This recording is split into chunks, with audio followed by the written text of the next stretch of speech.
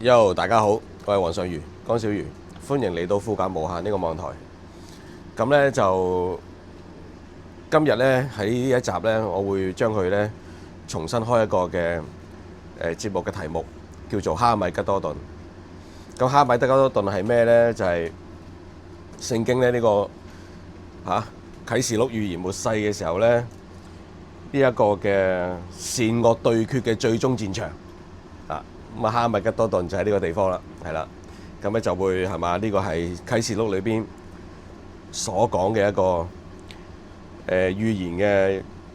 一個善惡對決嘅戰場嘅地方，哈米吉多頓係啦。咁啊，會講咩呢？今日第一集，哈米吉多頓呢個節目裏邊咧，會同大家講下呢個日中關係。咁大家都知道啦，日中關係最近係可以話係即係近80年以嚟呢，係最差嘅時候啦，咁啊，你都見到啦，係嘛？即係源於就係日本新任嘅內閣總理大臣高市早苗，佢係再發表呢個言論呢，就係簡單啲就係講呢個台灣有事，日本有事，咁呢就會唔會坐視不理，而係呢係會出兵呢係會介入呢一個嘅台灣台海裏邊個紛爭，咁咧就呢個咧就係激到咧大陸咧就扎扎跳，係嘛？咁啊先有呢個嘅大陸駐大阪，即係中共駐大阪領事館嗰位嘅叫做唔記得咗叫咩名啊，係啦，反正有個劍字嘅咧，係啦。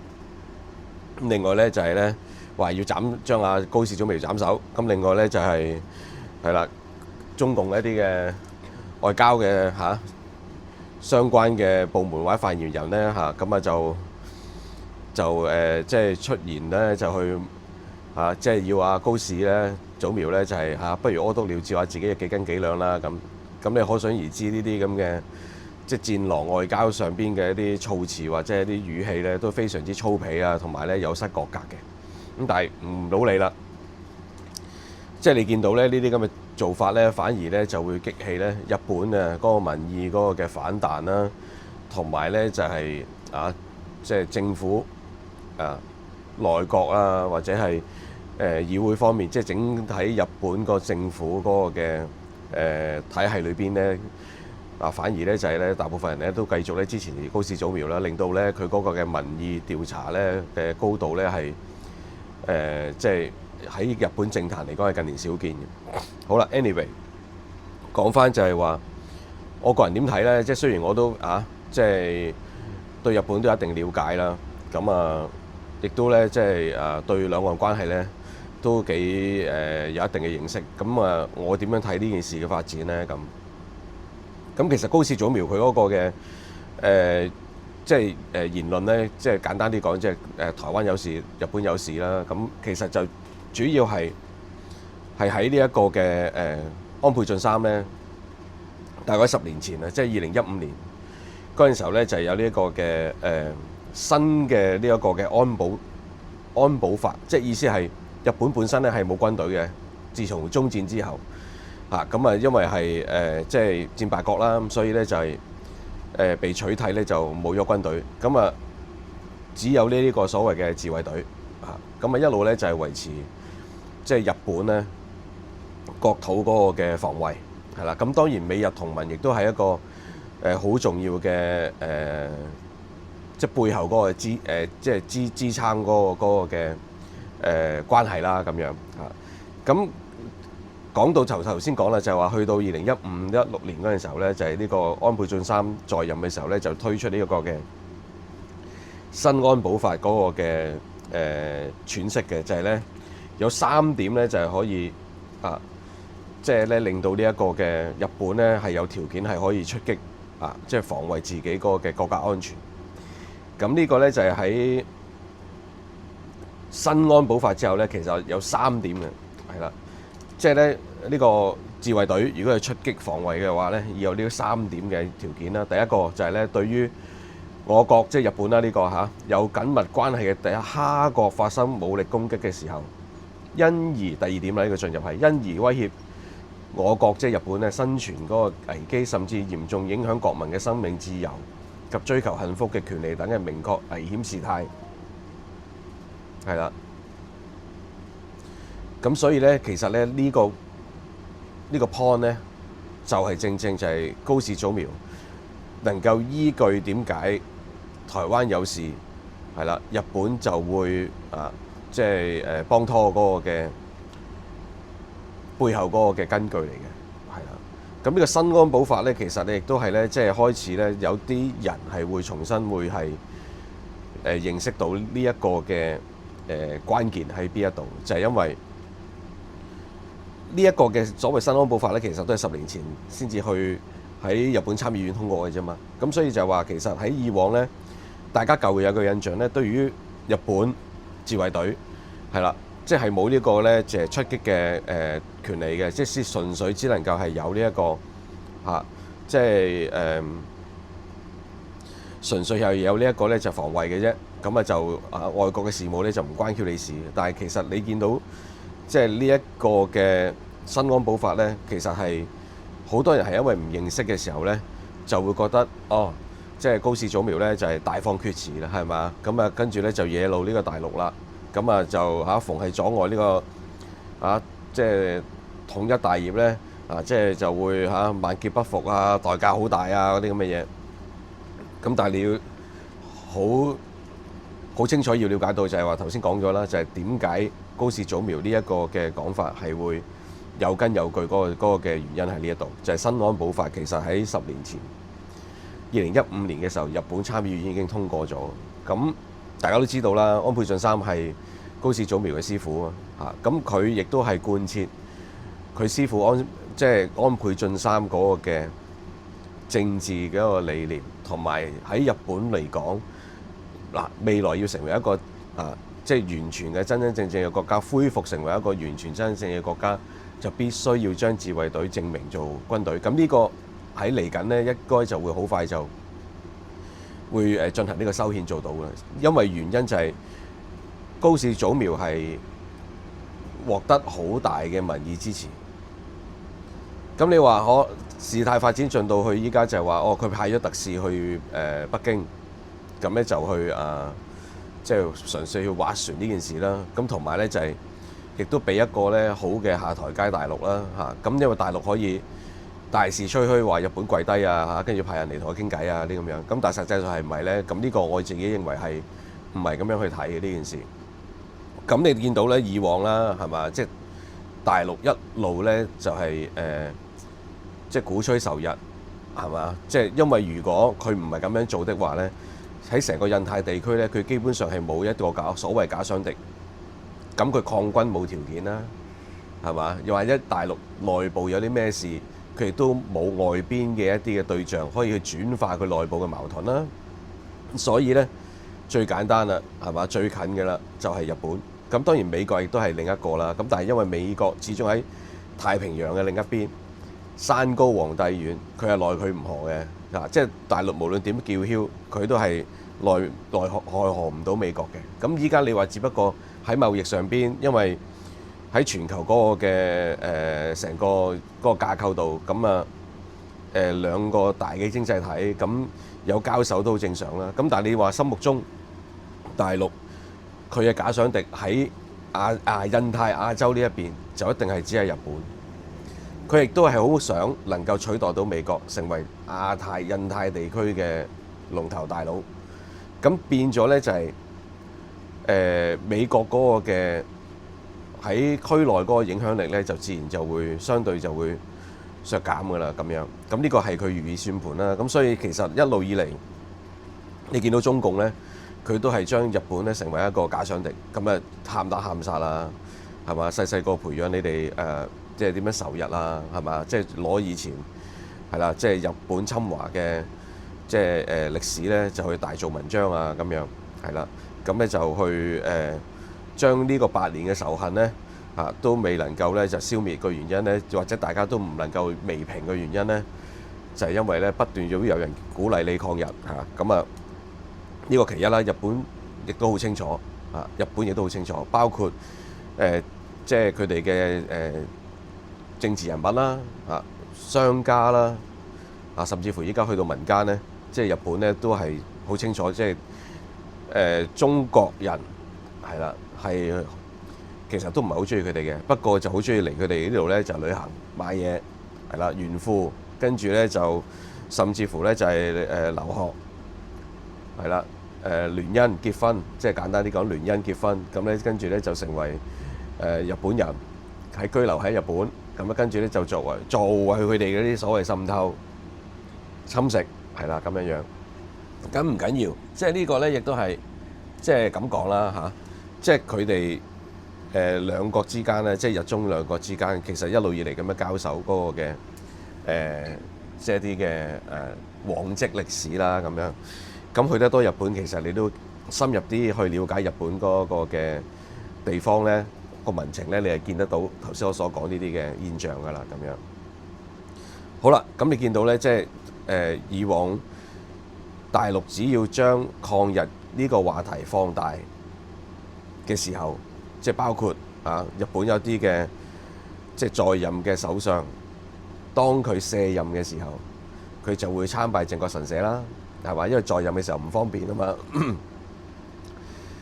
係嘛？即係包括即係南韓朝鮮同埋呢個中共甚至乎中華民國嘅台灣都會咧即係譴責咧即係啲日本政要咧參拜靖國神社。好啦，咁所以佢咪卸任先至去拜咯。咁但係佢卸任嘅時候先至去拜都好啦。佢咧喺大陸咧，知唔知佢燃點呢個抗日嘅仇恨嘅火嘅話咧，佢就會係啦，即係你啲民間咧就會去打砸搶嗰啲咁嘅日本料理啊、百貨公司啊、日資百貨公司啊，你揸嘅日本車啊，係嘛？咁啊全部咧係啦，都有人咧自發咧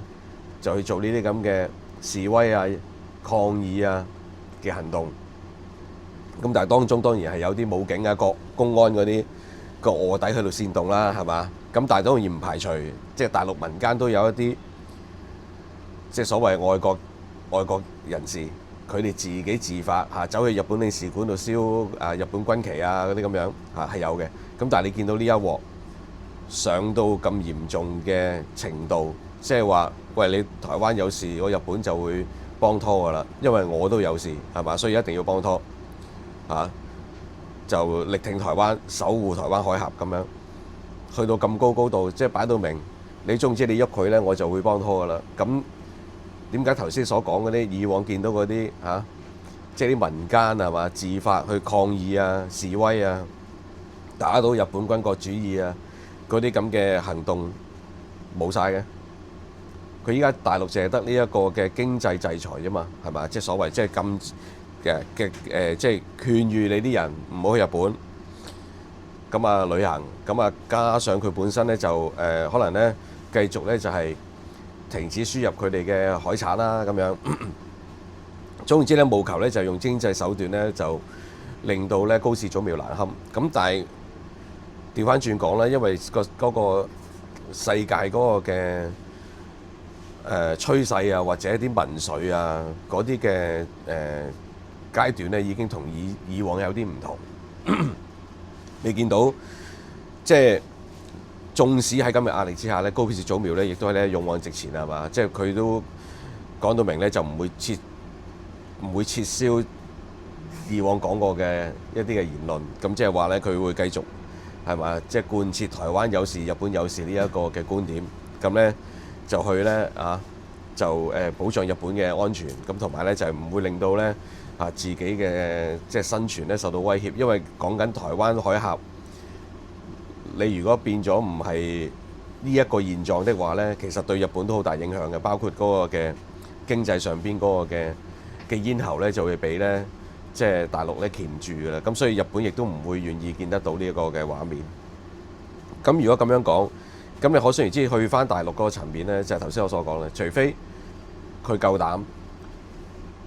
即係咧喺佢依家經濟嗰個嘅深淵咁大嘅時候，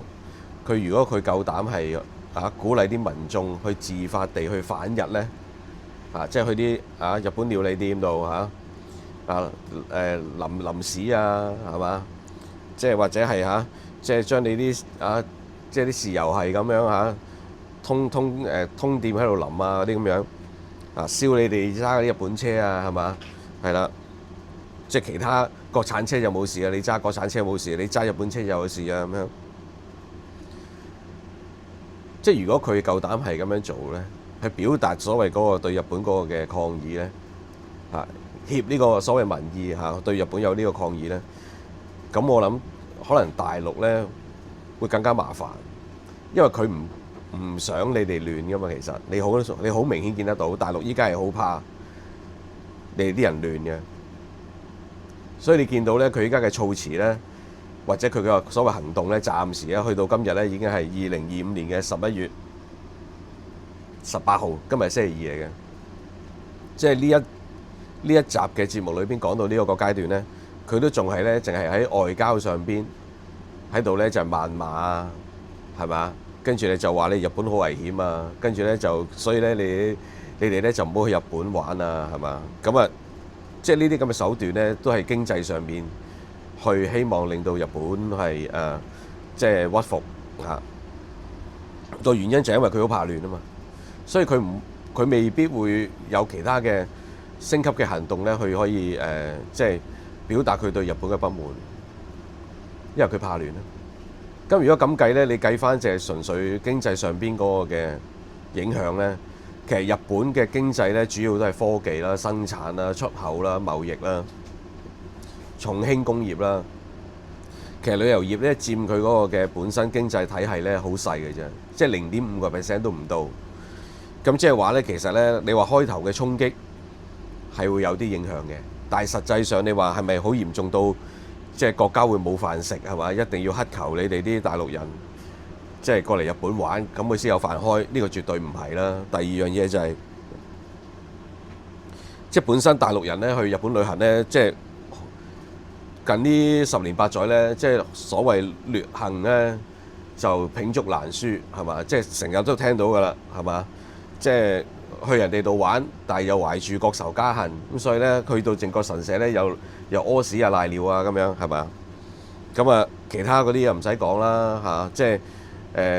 去到人哋啲食店係嘛，預約跟住就遲到啦，或者唔到啦係嘛，爽約跟住咧就冇取消預約啦，嗰啲已經好輕㗎啦係嘛，跟住喺奈良見到啲鹿係嘛，就